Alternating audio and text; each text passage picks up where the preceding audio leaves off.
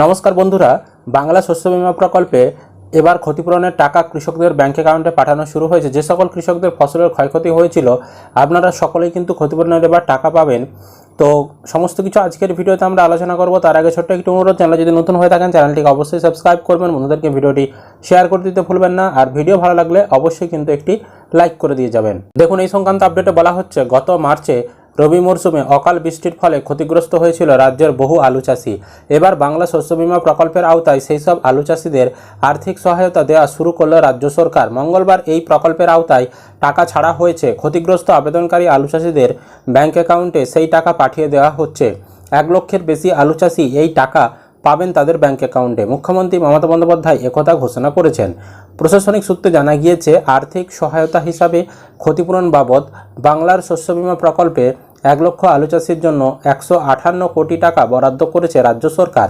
মুখ্যমন্ত্রী মমতা বন্দ্যোপাধ্যায় নিজের এক্স হ্যান্ডেলে লিখেছেন, অত্যন্ত আনন্দের সঙ্গে জানাচ্ছি যে রাজ্য সরকার বাংলা শস্য বীমা প্রকল্পের আওতায় বাংলার 1 লক্ষেরও বেশি আলু চাষিকে সরাসরি তাদের ব্যাংক অ্যাকাউন্টের মাধ্যমে 158 কোটি টাকা আর্থিক সহায়তা প্রদান শুরু করলো।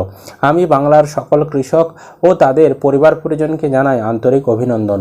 মূলত চলতি রবি মরশুমে প্রতিকূল আবহাওয়ার কারণে যেসব কৃষকদের আলু চাষে ক্ষতি হয়েছিল তাদের এই আর্থিক সহায়তা প্রদান করা হচ্ছে। উল্লেখ্য, গত বছর ঘূর্ণিঝড় দানার প্রভাবে ভারী বর্ষণের ফলে ভয়াবহ বন্যার বিপর্যয় হয়েছিল রাজ্যের বিভিন্ন জেলায়। তার ফলে বিস্তীর্ণ অঞ্চলের কৃষি জমি বিশেষ করে আলু চাষ বিশেষ করে মারাত্মকভাবে ক্ষতিগ্রস্ত হয়েছিল। তার ফলে ক্ষতিগ্রস্ত বাংলার 9 লক্ষের বেশি কৃষককে বাংলা শস্য বীমার আওতায় ক্ষতিপূরণ কৃষকদের ব্যাংক অ্যাকাউন্টে পাঠানো হয়েছিল এবং মোট 351 কোটি টাকা দিয়েছিল সেই সময় রাজ্য সরকার। এবার 1 লক্ষ আলু চাষিকে ক্ষতিপূরণ দেওয়া হলো 158 কোটি টাকা।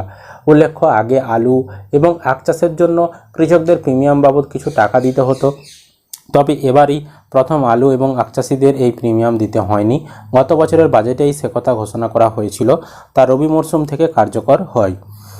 এছাড়াও নবান্ন সূত্রে জানা গিয়েছে, বাংলা শস্য বীমা শুরু হওয়ার পর এখনও পর্যন্ত 1 কোটির বেশি কৃষক টাকা পেয়ে গিয়েছে এবং 3720 কোটি টাকারও বেশি আর্থিক সহায়তা পেয়েছেন কৃষকরা। মুখ্যমন্ত্রী লিখেছেন, 2019 সালে চালু হওয়ার পর থেকে শুধু বাংলা শস্য বীমা প্রকল্পেই আমাদের সরকার বাংলার কৃষকদের মোট 3720 কোটি টাকারও বেশি আর্থিক সহায়তা প্রদান করেছে।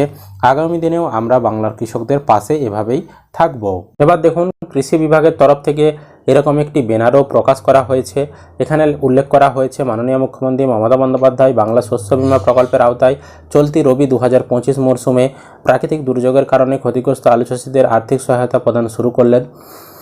এবং দেখুন, ফুলবাড়ি ফুটবল মাঠ, হেলিপ্যাড গ্রাউন্ড, জলপাইগুড়ি সভা থেকে গত 20 মে 2025 তারিখে মাননীয় মুখ্যমন্ত্রী টাকা ছাড়ার শুভ সূচনা করেছেন এবং আলু ফসলের ক্ষতিগ্রস্ত কৃষকরা এই টাকা পাবে।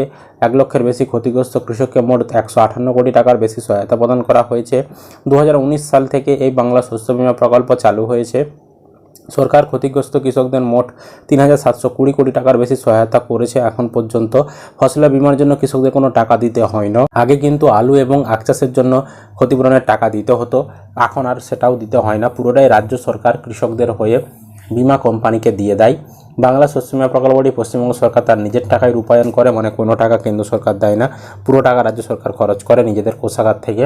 আলুর মতো বাণিজ্যিক ফসল, আখ সহ সব ফসলের প্রিমিয়ামের অর্থই রাজ্য সরকার দিয়ে থাকে। তো কৃষি বিভাগ পশ্চিমবঙ্গ সরকার কর্তৃক এটি জনস্বার্থে প্রচারিত। তো এবার যে সকল কৃষকদের ক্ষয়ক্ষতি হয়েছে তারা কিন্তু ক্ষতিপূরণের টাকা ধাপে ধাপে পেতে শুরু করবেন। তো যদি আপনার ফসলের ক্ষয়ক্ষতি হয়ে থাকে আপনিও কিন্তু ক্ষতিপূরণের টাকা এবার ব্যাংক অ্যাকাউন্টে পেয়ে যাবেন। তো আপনার কোন জেলা এবং আপনার কোন ফসলের ক্ষতি হয়েছিল অবশ্যই কমেন্ট করে জানাবেন, যাতে আপনার জেলার যখনই কোনো আপডেট আসবে সেই তথ্য আপনাদেরকে সবার আগে ভিডিওর মাধ্যমে জানাতে পারি। তো আশা করি আপনারা ভিডিওটা বুঝতে পেরেছেন। ভিডিও ভালো লাগলে অবশ্যই লাইক করবেন, বন্ধুদেরকে ভিডিওটা শেয়ার করে দিতে ভুলবেন না, আর চ্যানেলে নতুন হলে চ্যানেলটিকে অবশ্যই সাবস্ক্রাইব করে রাখবেন।